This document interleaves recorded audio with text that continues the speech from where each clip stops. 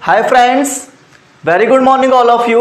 मैं आशुतोष गुप्ता स्वागत करता हूं आप सभी का हमारे यूट्यूब चैनल ए स्क्वायर अकेडमी पर। दोस्तों, आज हम लोग जो पार्ट नंबर 1 वास्तविक संख्या स्टार्ट हो रहा था उसका हम लोगों ने प्रैक्टिस सेट 1.2 तक कंप्लीट कर लिया था। आज के सेशन में हम लोग प्रश्नावली 1.3 को कंप्लीट करेंगे। तो चलिए स्टार्ट करते हैं आज का प्रश्नावली। सभी लोग मेरे साथ सेशन को स्टार्ट करने से पहले एक बार सेशन को शेयर कर दो और जितने भी लोग मेरे साथ नए जुड़े चैनल को सब्सक्राइब कर लो। फ्रेंड्स, आज क्या है कि हम लोगों को प्रश्नावली 1.3 में कुछ नई चीज़ें सीखने को मिलेंगी। इससे पहले हम लोगों ने जो प्रश्नावली 1.2 और 1.1 थी वो कंप्लीट की थी। जिसको अभी नहीं देखा है तो आप उसको देख लो पहले, ताकि आपको आज का सेशन पूरी तरह से समझ में आ जाए। ओके फ्रेंड्स, तो देखते हैं आज के सेशन में हमें क्या सीखना है। आज के सेशन में स्टूडेंट्स जो बुक में हम लोगों को दिया गया है वो है टॉपिक हमारा परिमेय संख्याएं और अपरिमेय संख्याएं। ठीक है, रेशनल नंबर और इरेशनल नंबर्स क्या होते हैं ये आज हम लोग जानेंगे। परिमेय संख्याएं और अपरिमेय संख्याओं को कैसे हम लोग बताते हैं, उनके ऊपर बेस्ड क्वेश्चन कैसे करने हैं, वो सब आज के सेशन में सीखेंगे। फ्रेंड्स, थोड़ा सा कुछ पहले थ्योरी बताऊंगा, उसके बाद प्रश्नावली सॉल्व करेंगे एक साथ मिलकर। ओके दोस्तों, चलिए स्टार्ट करते हैं और ये बताते हैं कि आपको सबसे पहले परिमेय संख्याएं क्या होती हैं। स्टूडेंट्स, सिंपल सी चीज है, परिमेय संख्याएं के लिए एक ही चीज बोली जाती है कि आपको जो संख्या है वो अंश और हर के फॉर्म में दिखनी चाहिए। जो परिमेय संख्या होती है वो कौन से फॉर्म में दिखनी चाहिए? अंश और हर के फॉर्म में दिखनी चाहिए, अर्थात a/b। जहां आप ये बोलते हो कि a जो है वो एक क्या है? अंश है, और b जो है वो क्या है? हर है।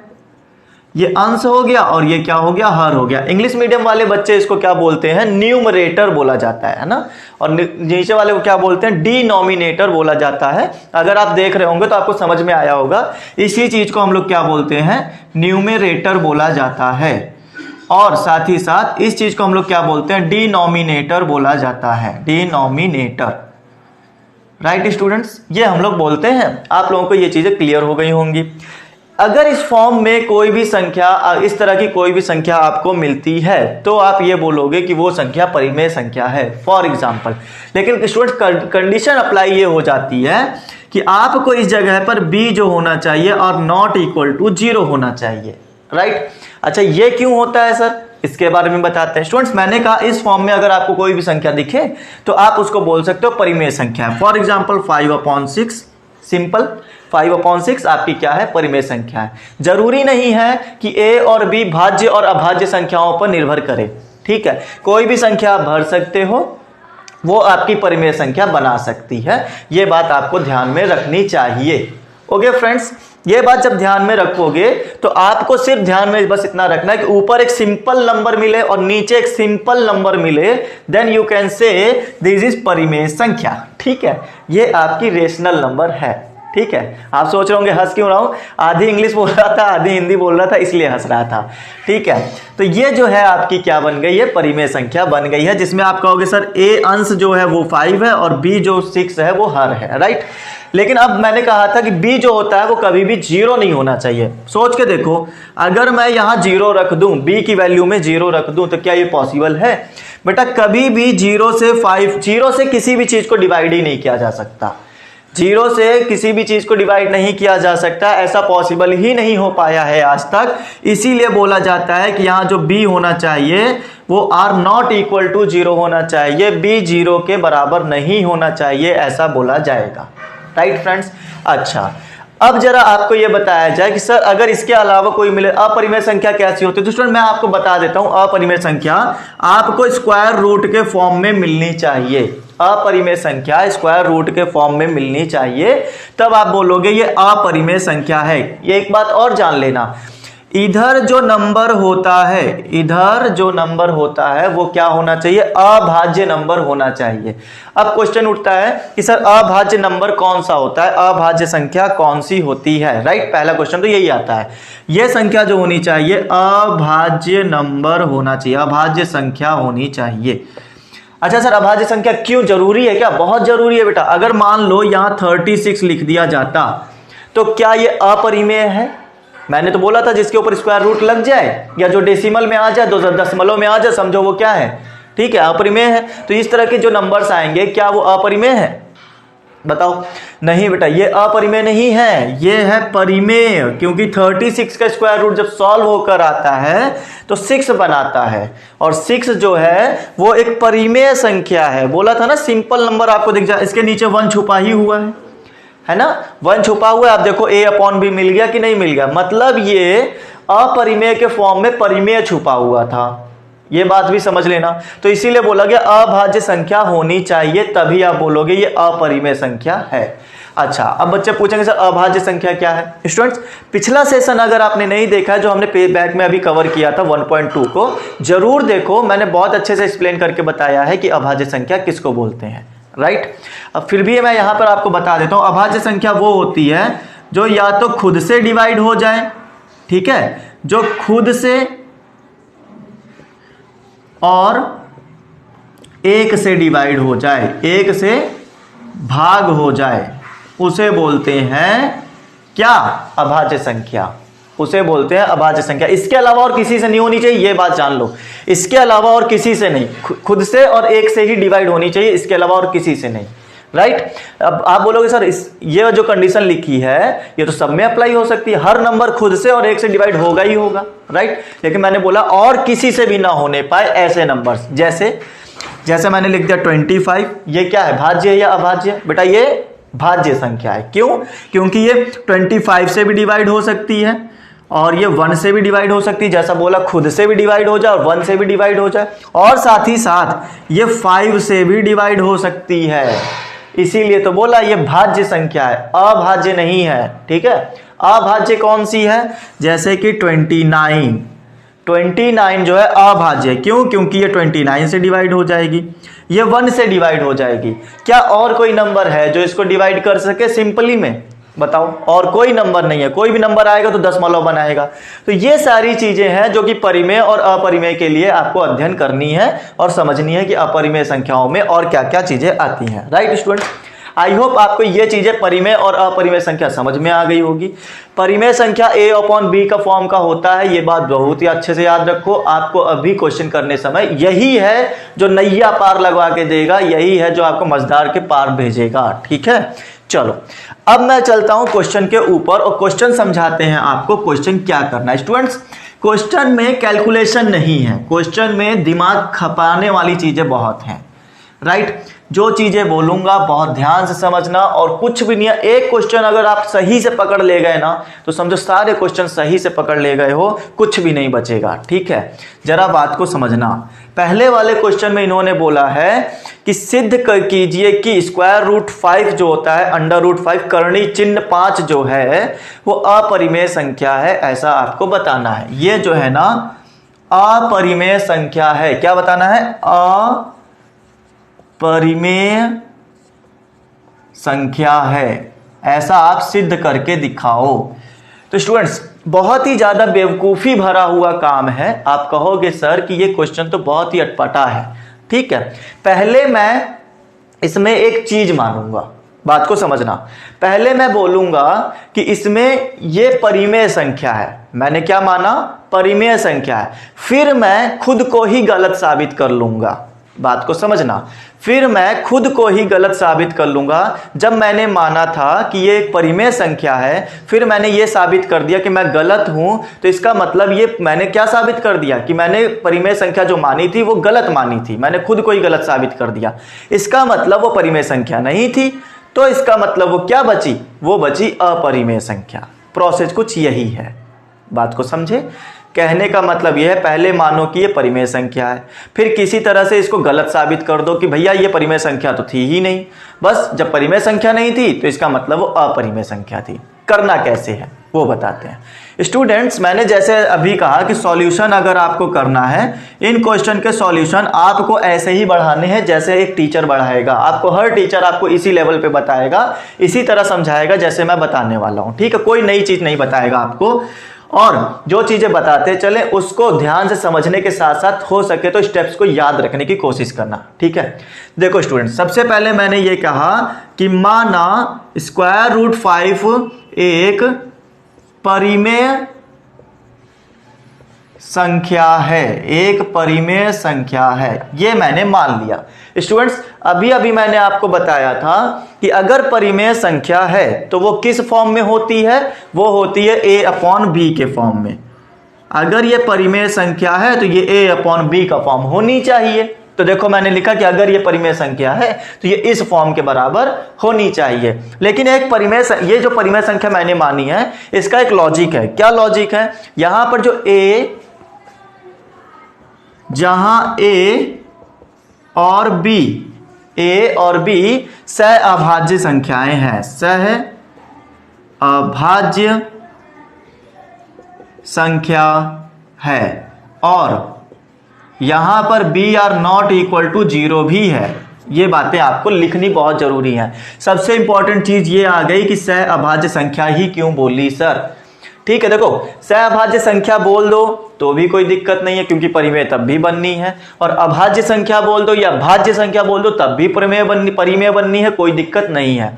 अब जैसे पूछा जाएगा सर सहअभाज्य संख्या आखिर होती क्या है, आप बोल तो रहे हो सहअभाज्य संख्या, इंग्लिश में इसको को प्राइम नंबर्स बोला जाता है। जो इंग्लिश के स्टूडेंट होंगे समझ चुके होंगे को प्राइम नंबर क्या होते थे। बेटा को प्राइम नंबर वो होते हैं जिनमें गुणनखंड जो आता है ना, फैक्टर्स जो आते हैं, उनमें जो 1 होता है वो कॉमन फैक्टर होता है, इसके अलावा और कोई कॉमन फैक्टर नहीं होना चाहिए। 1 के अलावा, 1 मतलब ये नंबर की बात कर रहा हूं, 1 के अलावा कोई भी कॉमन फैक्टर नहीं होना चाहिए, उसको बोलते हैं सहअभाज्य। एग्जाम्पल लेते हैं बेटा, अगर मैं बोलूं कि 1 का फैक्टर बनाओ तो आप कहोगे सर 1 × 1। अगर मैं बोलूं 2 का फैक्टर बनाओ तो आप कहोगे 2 × 1। यही तो होगा, आप इसको सॉल्व करोगे, यही आ जाएगा, इसको सॉल्व करोगे। तो दोनों नंबर में क्या कॉमन फैक्टर है? 1 कॉमन फैक्टर है। इसलिए हम बोल सकते हैं कि जो 1 और 2 हैं को प्राइम नंबर्स हैं, सहअभाज्य संख्या है, क्योंकि इनके जो कॉमन फैक्टर जो आया है वो हमारा 1 आया है, इसके अलावा और कुछ नहीं है। अच्छा सर, तो कॉमन नंबर अगर आ जाए तो क्या होगा, जरा समझना। अगर मैं बोलूं कि जैसे यहां पे 6 ले लो और ले लो 4, ठीक है, तो क्या ये सहअभाज्य है? बिल्कुल नहीं होंगी। 2 × 3 × 1, 2 × 2 × 1। मैंने कहा था सिर्फ एकमात्र संख्या कॉमन है जो कि 1 होती है। तो 1 तो कॉमन है ही है इनके फैक्टर्स में, लेकिन साथ ही साथ 2 भी कॉमन आ गई, दोनों के पास 2 है। इसका मतलब ये हमारी सहअभाज्य संख्या नहीं है। ठीक है, तो अगर 4 और 6 लेकर भी चलोगे तो भी कोई दिक्कत नहीं है, 1 और 2 लेकर चलोगे तो भी कोई दिक्कत नहीं, परिमेय संख्या हमेशा ही रहेगी। तो मैंने लेकिन कंडीशन अप्लाई करके रखी कि यहां सहअभाज्य संख्या होनी चाहिए, मतलब 1 के अलावा और कोई गुणनखंड नहीं आना चाहिए, ऐसा मैंने मान के लिया है। ठीक है, अब मैं इस चीज को ये साबित करने की कोशिश करूंगा कि ये जो है परिमेय संख्या है, ये कोशिश करेंगे साबित करने की। ठीक है, चलो देखो कैसे साबित होगा, जरा ये बात समझो स्टूडेंट्स। फिर मैं ये कहूंगा कि ये जो नंबर लिखा हुआ है ना √5, इसको मैंने क्या कर दिया, वर्ग कर दिया। वर्ग करने पर, क्यों वर्ग किया? ताकि ये जो स्क्वायर रूट करने का चिन्ह है ये हट जाए। तो आप जब √5 का वर्ग करोगे तो आ जाएगा a/b का स्क्वायर। तो आप कहोगे सर ये तो हो गया 5, ये हो गया a² और b²। स्टूडेंट जब भी किसी करनी का स्क्वायर किया जाता है, वर्ग किया जाता है, तो वहां से करनी हट जाती है वर्ग के साथ में। ठीक है, अच्छा फिर ये चीज आ गई इधर, तो आप कहोगे सर इस यहां पर कर रहे हैं, ठीक है, समझते चलना। a² आ जाएगा 5b²। इससे क्या समझ में आता है? इससे ये समझ में आता है कि ये जो a² है वो बराबर है 5b² के। ठीक है, a² जो है वो 5b² के बराबर है, अर्थात a² एक ऐसी संख्या है जिसमें 5 से डिवाइड हो सकता है। a² एक ऐसी संख्या है जिसमें 5 से डिवाइड हो सकता है। क्यों? आप सोच के देखो क्यों हो सकता है भाई। कोई नंबर हो अगर, जैसे कि मैंने लिखा a जो है वो 5 × 36 है, 5 × क्या है 36 है, ऐसा समझो। तो क्या ये नंबर 5 से डिवाइड हो सकता है? अरे ऑफ कोर्स हो सकता है। अगर आप 5 से डिवाइड करना चाहो तो ये देखो डायरेक्ट कट जाएगा। इसका मतलब a² जो आपका कोई नंबर था वो किससे डिवाइड हो सकता था? 5 से, क्योंकि साफ साफ दिख रहा है 5 है। b क्या है? अभी उससे मतलब नहीं है। b क्या है? अभी उससे मतलब नहीं है। तो हम यहां ये कह सकते हैं कि जो a है ना, ए स्क्वायर है वो 5b स्क्वायर है। ठीक है स्टूडेंट्स, तो हम यहां पे ये बोलेंगे कि जो ए स्क्वायर है वो 5 से विभाजित हो रहा है। 5 से, अभी देखो क्या प्रूफ होकर आएगा, सिंस ए स्क्वायर 5 से विभाज्य है। अगर ए स्क्वायर 5 से विभाज्य है तो कंपलसरी है कि ए भी 5 से विभाजित होगा। ए भी 5 से विभाजित होगा स्टूडेंट्स, विभाजित होगा, ये बात जान लो। अगर ए स्क्वायर 5 से विभाजित है तो इसका जो ए आएगा वो भी 5 से विभाजित रहेगा। ठीक है, इससे साबित क्या हुआ सर? अभी देखो क्या साबित होता है, आगे बढ़ाएं इसको क्वेश्चन को। अगर ए 5 से विभाजित होगा तो मैं क्या यहां इसको ए को ऐसे लिख लूं कि ए कोई नंबर है, ए कोई नंबर है जो कि 5 से विभाजित है। सी इसलिए लगा दे, कोई नंबर है ना, हमें नहीं पता कौन सा है, तो सी कोई ना कोई नंबर होगा। हो सकता है सी 1 हो जाए तो 5 बन जाए, 5 आ जाएगा तब भी 5 से विभाजित है। सी 2 हो सकता है तब भी कोई संख्या आ सकती है। तो इस तरह से मुझे ये पता चल गया स्टूडेंट कि जहां सी जो होगा वो कोई ना कोई 1 2 3 होगा, मतलब सी जो है, सी एक पूर्णांक संख्या है, एक पूर्णांक संख्या है। ये बात बताओ समझ में आई कि नहीं? इक्वेशन नंबर 1 बना के रख लेना। ठीक है स्टूडेंट्स, यहां तक मैंने पूरी की पूरी कहानी आपको समझा दी है, ये चीज आपको यहां तक क्लियर हो जानी चाहिए। अब आगे बढ़ते हैं स्टूडेंट्स और समझते हैं कि और हमारे पास में क्या क्या है। जरा ये बताओ, अगर a = 5c है तो क्या मैं यहां कहीं एक इक्वेशन आपको बनती हुई दिख रही थी? अगर a = 5c है तो क्या मैं यहां पर ऐसा लिख सकता हूं? देखते जाना, ये जो आपकी इक्वेशन नंबर ये है ना, इसको 2 बना लो स्टूडेंट्स और इसको 1 बना लो। अब देखो क्या यहां पर जादू दिखेगा आपको। ये सारे काम हो चुके हैं, ये सारे काम हो गए हैं, तो इसको रफ करो और देखो। मैंने कहा समीकरण 1 और 2 से, तो स्टूडेंट्स 1 में देखो a स्क्वायर 5b स्क्वायर लिया है, a स्क्वायर 5b स्क्वायर आया है, तो a की वैल्यू कितनी आई है? 5c, तो a की वैल्यू 5c = 5b स्क्वायर, ये आ गया 25c स्क्वायर, ये आ गया 5b स्क्वायर। फिर यहाँ पे देखो 5 से डिवाइड करोगे, 25c स्क्वायर अपॉन में 5b square = b square, sorry b square नहीं, 5 ओनली 5 आएगा, 5 5 = 25, आ गया 5c स्क्वायर। क्या साबित होता है? क्या ऐसे ही कुछ इक्वेशन दिख रही है? जहां पर a स्क्वायर = 5b स्क्वायर था, यहाँ ab स्क्वायर = 5c स्क्वायर है। abc से डरना नहीं है, abc कोई नंबर है, जस्ट नंबर बस। ठीक है, अब यहां पर यह साबित हो जाता है कि जो b स्क्वायर है वो भी 5 से विभाजित होता है। b स्क्वायर किसी नंबर का बराबर है और वो नंबर जब 5 से विभाजित होता है तो इसका मतलब b स्क्वायर भी 5 से विभाजित हो रहा होगा, अर्थात b स्क्वायर 5 से विभाजित है, तो b भी 5 से विभाजित होगा। स्टूडेंट्स बात जरा समझो, मैंने अपने आप को गलत साबित कर लिया। कैसे साबित कर लिया?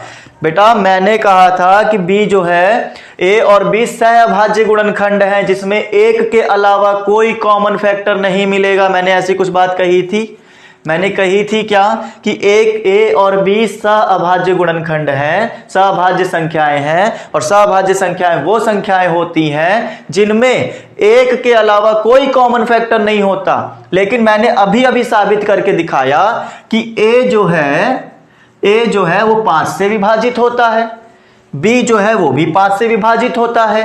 तो मैं यहां ये लिखूं क्या, इसके आगे बढ़ाना है स्टूडेंट, तो a तथा b 5 से विभाजित होते हैं। स्टूडेंट्स जरा बताओ मुझे, कोई नंबर, पहली बात तो यह है कि कोई भी नंबर जो होता है उसमें एक जो कॉमन फैक्टर होता है वो तो होता ही होता है। ठीक है, उसके बाद में जरा इस बात को ऐसे समझना, मैं पूरा एक्सप्लेन करके बताता हूं आपको। ये सारे नंबर्स तो हो गए होंगे, इसको हटाओ यहां से, ठीक है। ए और बी 5 से विभाजित होते हैं, तो मैंने, आप जरा ये सोच के बताओ कि ए को अगर मैं लिखूं, जैसे 6 को लिखा जाता है तो आप लिख सकते हो 6 × 1 लिख सकते हो, राइट। अगर मैं ए को लिखूं तो ए के साथ में a × 1 लिखा जा सकता है, बिल्कुल वही बात आएगी। और बी को लिखूं तो b × 1 लिखा जा सकता है, बिल्कुल वही बात आएगी, राइट, बिल्कुल वही बात आएगी। तो अगर ऐसा होता तो ये सहभाज्य होते, क्योंकि एक कॉमन है। लेकिन इनको तो कुछ ऐसा प्रूफ हो गया कि इसको भी 5 से विभाजित करा जा सकता है, इसीलिए तो 5 लिखा है मैंने, ताकि इस नंबर को 5 से विभाजित किया जा सकता है। अभी प्रूफ करके दिखाया था। ये नंबर भी 5 से विभाजित हो सकता है, ये भी प्रूफ करके दिखाया था। अब जरा बताओ, क्या ये सहअभाज्य हैं? क्या ये सहअभाज्य बची? नहीं भाई, यहां पर तो कॉमन नंबर 5 भी आ गया। और सहअभाज्य तभी होती हैं जब कॉमन फैक्टर उभयनिष्ठ गुणनखंड जो होता है वो ओनली 1 होना चाहिए। इसका मतलब ए और बी जो हमने प्रूफ किया है वो हमारा सहअभाज्य संख्याएं नहीं है, ठीक है। तो अब जरा यहां पर यह साबित हुआ, क्या साबित हुआ कि जो हमने माना था ए तथा बी सहअभाज्य संख्या नहीं है।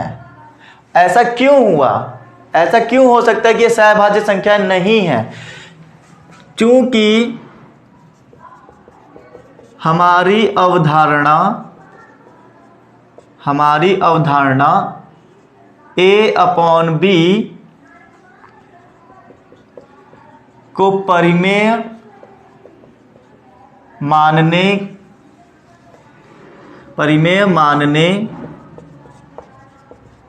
की गलत है, इसलिए ये गलत आ रहा है, ये कि गलत है। आप बिल्कुल इसी तरह लिखोगे स्टूडेंट्स, ए और बी सहअभाज्य संख्याएं नहीं है, जो कि हमने शुरू माना था कि वो सहअभाज्य संख्याएं हैं, लेकिन साबित क्या हुआ कि ये सहअभाज्य संख्याएं नहीं है। ऐसा क्यों हुआ?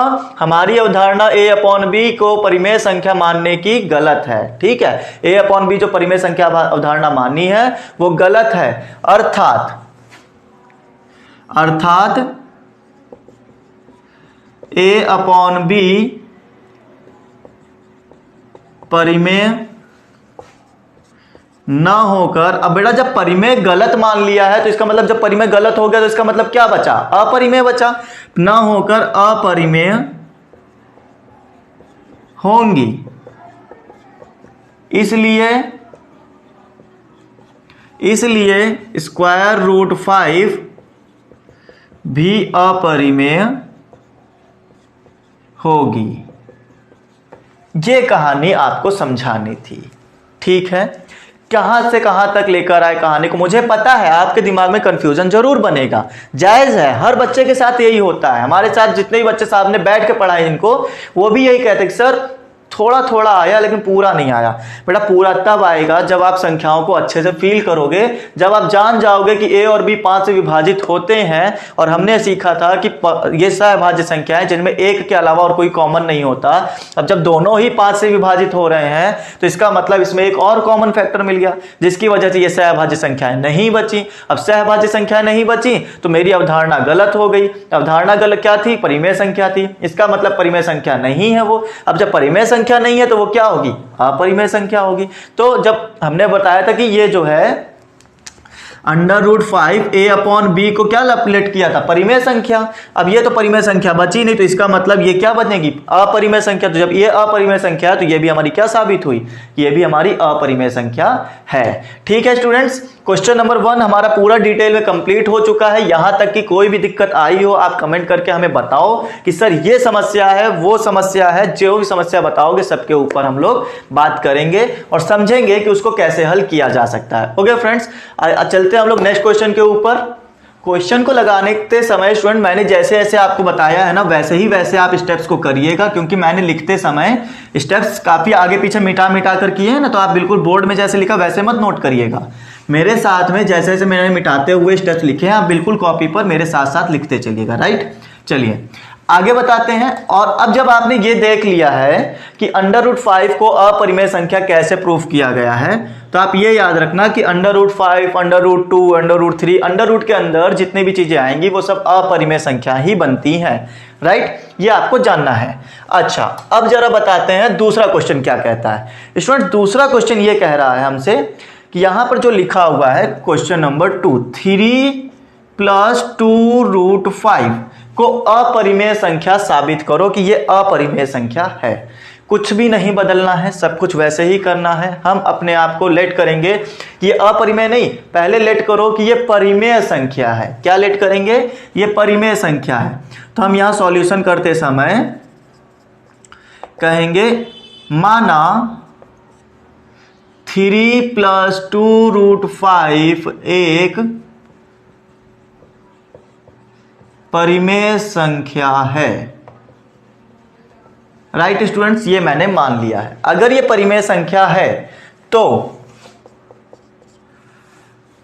परिमेय संख्या को a/b के रूप में लिखेंगे। आप सीधा शुद्ध हिंदी में आप इसको बता सकते हो कि इस रूप में लिखेंगे। क्यों लिखेंगे? अब देखो बताते हैं क्यों लिखेंगे। 2√5 यूज करना है ना स्टूडेंट्स, 2√5। तो मैंने कहा ये a/b के रूप में मैंने लिख दिया। और जानते हैं क्यों लिखा? क्योंकि a और b सहअभाज्य संख्याएं हैं, सहअभाज्य संख्या, और b are not equal to 0 है। ये मैंने मानते हुए इसको लिखा है। स्टूडेंट्स, बहुत कायदे से समझो जरा। 3 को उधर लेके गए, 2√5 = a/b - 3। अब देखो 2 यहां डिवाइड में है, 2 को भी और ले आओ यहां पर। तो आप ये लिख सकते हो √5 = a/b - 3/2। ऐसा लिख सकते हो कि नहीं लिख सकते हो? जरा ये बताओ। a/b और साथ ही साथ a/b 2 मल्टीप्लाई होगा। क्यों? क्योंकि यहां से 2 आ गया डिवाइड में। और ज्यादा जानकारी के लिए बताऊं तो इसको आप कुछ इस तरह से लिख सकते हो। एलसीएम लेना आता होगा तो आप लिख सकते हो, नीचे आ जाएगा 2b कैंसिल, तो ऊपर आ गया a, यहां से आ जाएगा 3b। इसको आप कुछ इस तरह से लिख सकते हो। स्टूडेंट्स, कुछ भी डरने की बात नहीं है। आप यहां पे देख सकते हो कि ये जो नंबर लिखा हुआ है आपको परिमेय की फीलिंग दे रहा होगा, परिमेय संख्या की फीलिंग होने की फीलिंग दे रहा होगा। अगर मैं इसको ऐसे कुछ समझाऊं कि ये लिखा हुआ है 5 - 3 × 9/2 × 9, क्या कोई दिक्कत? भाई मैंने a की जगह पर 5 ले लिया, b की जगह पर 9 ले लिया, तो कोई दिक्कत नहीं ना। कुछ इसी तरह का फॉर्म दिख रहा है। अगर आप इसको सॉल्व करो, 5 - 9 × 27 / 9 × 2 = 18। आप कहोगे 27 में से ये गया 22/18। देखो क्या आ गई परिमेय संख्या, आ गई ना a/b के फॉर्म में। जब a/b के फॉर्म में आ गई है तो इसका मतलब ये क्या है? परिमेय संख्या है, राइट। ये परिमेय संख्या है। लेकिन स्टूडेंट जरा यहां पे ये समझो जरा, मैंने कहा था ये जो नंबर्स हैं ये हमारे क्या है? सहभाज्य पूर्णांक हैं। मतलब a, b, c ये जितने भी नंबर हम लेट कर रहे हैं ये सब हमारे पूर्णांक हैं। तो अगर मैं इसको और समझाऊं, यहां पे लिखूं क्या? आगे लिखते हैं यहां पर a, साथ ही साथ b, फिर 3 और 2, ये जितने भी नंबर से बनी हुई संख्या है ये सब क्या है? पूर्णांक हैं, पूर्णांक हैं। तो ये जब पूर्णांक हैं तो a - 3b/2b एक परिमेय संख्या है, एक परिमेय संख्या है। जरा बातों को समझो, ये एक परिमेय संख्या है। लेकिन बात फंस गई यहां पर कि अगर ये परिमेय संख्या है, लेकिन अभी तो हम पढ़कर आए हैं कि भैया ये वाली संख्या अपरिमेय है। अभी तो हम ये पढ़कर आए थे कि भाई साहब ये संख्या तो अपरिमेय है, तो हमें ये बताओ कि परिमेय संख्या अपरिमेय संख्या के कैसे इक्वल हो सकती है। अपरिमेय संख्या परिमेय संख्या के इक्वल कैसे हो सकती है। गलत बात हो गई कि नहीं हो गई। ठीक है, वो इसीलिए गलत हुआ क्योंकि हमने यहां पे जो माना था इसका मतलब ये गलत मान लिया था। ठीक है, तो हम ये चीज जो यहां साबित हुई है ये नहीं चेंज करेंगे, हमने जो माना था वो चेंज किया जाएगा कि भैया मेरे से गलती हो गई, मैंने गलती से इसको परिमेय संख्या बता दिया था, लेकिन नीचे तो साबित हुआ कि ये संख्या जो है, ये संख्या जो सॉल्व होकर आई है वो अपरिमेय संख्या है, मतलब परिमेय संख्या के बराबर निकल कर आई, लेकिन मानते तो यह है कि ये अपरिमेय संख्या है। अब जब अपरिमेय संख्या है तो इसका मतलब मेरी अवधारणा गलत हो गई और जो प्रूफ हुआ है वो सही हुआ है कि ये जो संख्या है वो अपरिमेय के बराबर रहेगी। ठीक है, तो अब हम यहाँ पे ये लिख सकते हैं कि √5 एक अपरिमेय संख्या है, वो भी एक पूर्णांक, 5 भी एक पूर्णांक होता है। ठीक है, वो भी हमारी क्या अपरिमेय संख्या है, तो इसलिए हम लोग यहाँ पर ये कह सकते हैं कि ये जो परिमेय संख्या जो है वो अपरिमेय संख्या के बराबर है, अर्थात ये परिमेय नहीं अपरिमेय होनी चाहिए और मेरी अवधारणा गलत होनी चाहिए, ऐसा मैं बोल सकता हूं। तो यहां पर मैं आगे अब ज्यादा बड़ा तो लिखना नहीं है, ये एक अपरिमेय संख्या है, फिर यहां लिख सकते हो आप परंतु √5 एक अपरिमेय संख्या है। अगर √5 अपरिमेय संख्या है तो आप साथ साथ यह भी लिख सकते हो कि यह भी अपरिमेय संख्या होगी, और ये जब अपरिमेय संख्या आई तो इसको जो a और b लेट किया था, a और b जो लेट किया था वो भी हमारा अपरिमेय बन जाएगा। तो a-3b/2b भी अपरिमेय संख्या है, अपरिमेय संख्या है, और इसीलिए ये जो लिखा हुआ है 3 + 2√5 भी अपरिमेय संख्या है, अपरिमेय संख्या है।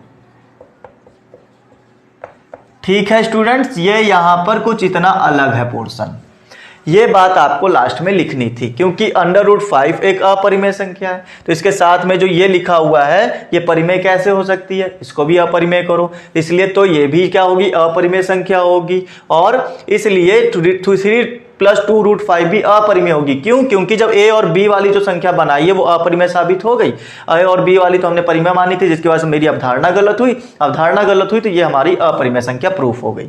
ठीक है स्टूडेंट्स, क्वेश्चन ऐसे ही करने हैं, कोई बदलाव नहीं है, आपको ऐसे ही बढ़ाने हैं क्वेश्चंस को, और इसमें कोई भी ज्यादा चेंजेस नहीं है। चलें आगे बढ़ते हैं, नोट यही करना है आपको और इसमें कुछ भी दिक्कत नहीं होनी चाहिए।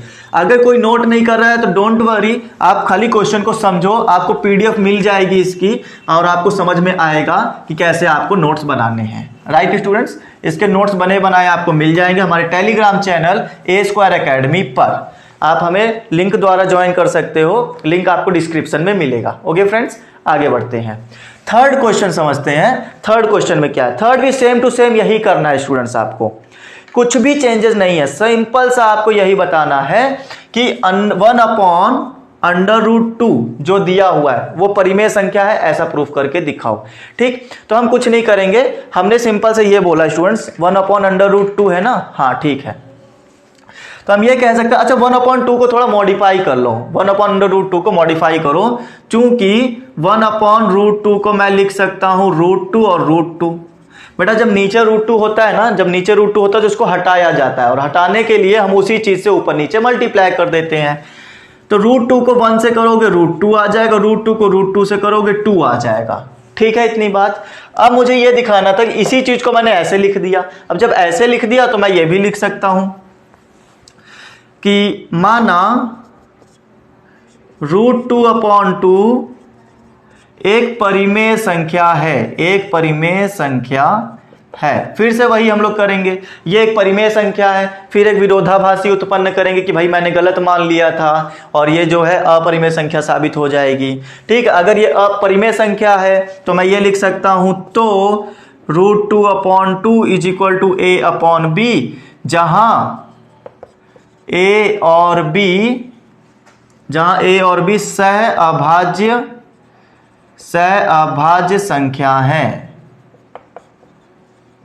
B are not equal to 0, ये भी बताना बहुत जरूरी है। ठीक है, अच्छा 2 को उठा के उधर भेज दो students, under root 2a upon b, ये बात आ गई हमारे पास में। अगर ये चीज समझ में आ गई हो तो बताओ, यहां तक कोई दिक्कत नहीं होनी चाहिए। फिर मैंने अभी अभी आपको ये बताया था कि भाई a2 और b ये सब पूर्णांक दिख रहे हैं, ये सब पूर्णांक दिख रहे हैं, तो ये सब अपरिमेय संख्या, सॉरी ये परिमेय संख्या होंगी। चूंकि a b2 पूर्णांक हैं तो 2a अपॉन b एक परिमेय संख्या होगी, एक परिमेय संख्या होगी। ये तो एक परिमेय संख्या होगी, ठीक है भाई, तो ये भी तो एक परिमेय संख्या होनी चाहिए थी। बट लेकिन अंडर रूट 2 हमें पता है, अंडर रूट 2 जो होता है, अंडर रूट 2 एक अपरिमेय संख्या है, एक अपरिमेय संख्या है। ऐसा भाई क्यों आ रहा है? एक तरफ परिमेय आ रहा है, एक तरफ अपरिमेय आ रहा है देखने पर, तो ऐसा सिर्फ इसकी वजह से आ रहा है कि हमने माना गलत है। हमारा अगर ये माना जाता कि अपरिमेय संख्या है तो ये भी हमारी अपरिमेय बन जाती, और तब अपरिमेय और अपरिमेय बराबर हो जाता। यही बात इतनी देर से बार बार समझा रहे हैं। ठीक है, अगर अंडर रूट 2 अपरिमेय है तो इसके सामने में जो लिखी हुई है वो भी संख्या अपरिमेय होगी। ठीक है, तो 2a अपॉन b भी अपरिमेय संख्या होगी। ठीक है, अर्थात 1 अपॉन अंडर रूट 2 एक अपरिमेय संख्या है, एक अपरिमेय संख्या है, यहां पर है लिखो।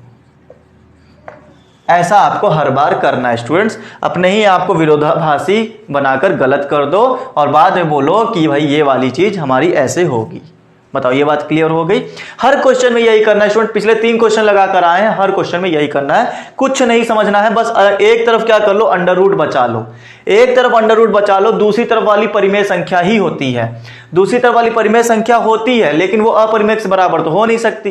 तो ये जब अपरिमेय है तो इसका मतलब ये भी अपरिमेय होगी, इसीलिए तो लिखा गया है कि ये अपरिमेय संख्या है तो ये भी अपरिमेय संख्या होगी, और ये अपरिमेय संख्या होगी, ये किससे बनी हुई है, ये a अपॉन b से बनी हुई है, तो इसका मतलब a अपॉन b वाली जो संख्या है वो ये साबित हो रहा है कि वो अपरिमेय है। तो जब a अपॉन b वाली जो संख्या थी वो a अपरिमेय थी, तो इसका मतलब यहाँ पे ये जो हमने बनाया था ये किसकी वजह से बना था, ये चीज किसकी वजह से बनी थी, ये बनी थी इसकी वजह से, तो इसका मतलब ये अपरिमेय तो ये भी अपरिमेय, इस तरह से साबित हो गया कि ये जो संख्या लिखी है वो अपरिमेय है। क्लियर है दोस्तों? आगे बढ़े, क्वेश्चन नंबर 3 का पहला कोई पार्ट हो चुका है हमारे पास में, क्वेश्चन नंबर 3 का ये पहला पार्ट था। दूसरा पार्ट करते हैं। हाँ, दूसरे पार्ट में इन्होंने 7√5 दिया हुआ है, राइट? समझते चलो, बताते जाना, कहीं भी दिक्कत हो कमेंट तुरंत कर सकते हो, राइट? आगे देखते हैं क्वेश्चन नंबर बी। कुछ भी नहीं है, फिर से इन्होंने कहा है 7√5। स्टूडेंट्स, इस क्वेश्चन को क्या करता हूं, आपके लिए होमवर्क देता हूं। क्या करना है, कुछ नहीं करना है, अभी जस्ट इससे पहले आप एक क्वेश्चन करके आए हो ना, इसमें तो सिंपल से ये बनाना है कि भाई a अपॉन बी मानना है, वैसे भी सहभाज्य बोलते हुए मान लेना है। 7 को क्या कर दो, बटे में भेज दो, तो आ गया a upon 7b। a upon 7b, अब ये अपरिमेय दिख रही है, लेकिन हमको दिख रहा है कि ये परिमेय दिख रही है, दिखने को परिमेय दिख रही है, लेकिन ये दिख रही है अपरिमेय के बराबर, इसका मतलब ये गलत साबित हो रहा है। तो हम कहेंगे ये जब ये अपरिमेय है तो इसका मतलब ये भी अपरिमेय होगी, ये अपरिमेय होगी तो ये बनी है a और b के साथ मिलकर। अब a और b अपरिमेय है तो मतलब ये भी अपरिमेय हुआ। अब ये अपरिमेय साबित हुआ तो इसका मतलब ये भी वाला क्या साबित होगा, अपरिमेय साबित होगा। सिंपल वहीं से घूमते हुए आना है, ठीक है? ये क्वेश्चन आपका होमवर्क के लिए देता हूं, कराता हूं सी वाला क्वेश्चन जिसमें प्लस वाला है, हालांकि उसमें भी कोई दिक्कत नहीं है, वैसा भी क्वेश्चन भी आप करके आ चुके हो अभी, ठीक है? सेकंड वाला क्वेश्चन वैसा ही किया था। थर्ड का सी पार्ट हम लोग करेंगे। 6 + √2 ये अपरिमेय संख्या है, ऐसा आपको साबित करना है, ठीक है? तो मैंने क्या किया कि -6 + √2 एक परिमेय संख्या है, एक परिमेय संख्या है। अगर ये परिमेय संख्या है तो 6 + √2 = a/b होगा, जहां a और b अभाज्य है, सहअभाज्य है ना, सहअभाज्य लिखना जरूरी है। क्यों? क्योंकि अभी लास्ट में कंट्रोवर्सी बन जाती है इसी की वजह से। खाली इसके 2-3 फैक्टर मिल जाते हैं और मिलने चाहिए एक फैक्टर, जिसकी वजह से हम गलत हो जाते हैं। और यही हमारा मकसद है कि हमें सहअभाज्य और b are not equal to 0, ये मैंने छोटा करके लिख दिया, अब बड़ा करके लिखना जैसे शुरुआत में लिखा था। स्टूडेंट्स हमें काम होता है सिर्फ √2 का, बाकी सब उधर ले चलो।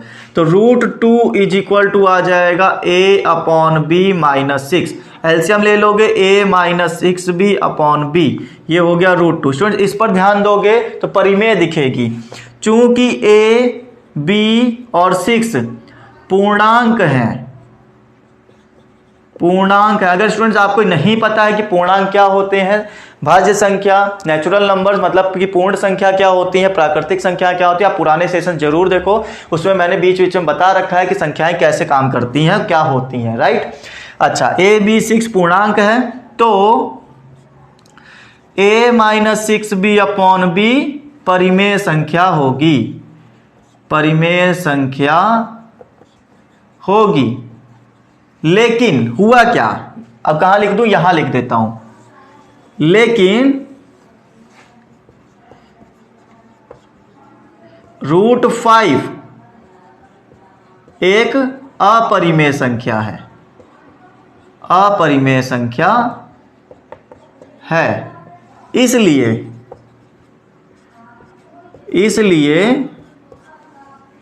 a - 6b/b भी अपरिमेय होगी, और 6 + √2 अपरिमेय संख्या है। ठीक है, इसलिए ये अपरिमेय संख्या होगी, और ये क्या हुआ, 6 + √2 भी अपरिमेय संख्या है, ऐसा साबित हो चुका है। आप बात को समझ जाओ। क्या समझना है फिर से एक बार बता देता हूं बेटा, ये जो संख्या देखने में तो परिमेय लग रही थी, लेकिन यहां पर लिखा हुआ है अपरिमेय, जिसकी वजह से हम बोलेंगे कि ये संख्या भी क्या है, अपरिमेय है। अब ये संख्या अपरिमेय क्यों है, क्योंकि यहाँ a और b से मिलकर बना है ना, तो a और b भी जो होगा वो अपरिमेय होगा। तो a और b जब अपरिमेय साबित हो चुका है कि ये भाई a अपरिमेय है, तो इसका मतलब ये अपरिमेय है, तो ये भी क्या होगी, अपरिमेय होगी। और यही तो साबित करना था कि ये अपरिमेय संख्या है, खत्म। यही हमें बताना था, शुरुआत से यही समझाने की कोशिश कर रहा था। आई होप आपको सेशन के लास्ट तक समझ में आ गया होगा।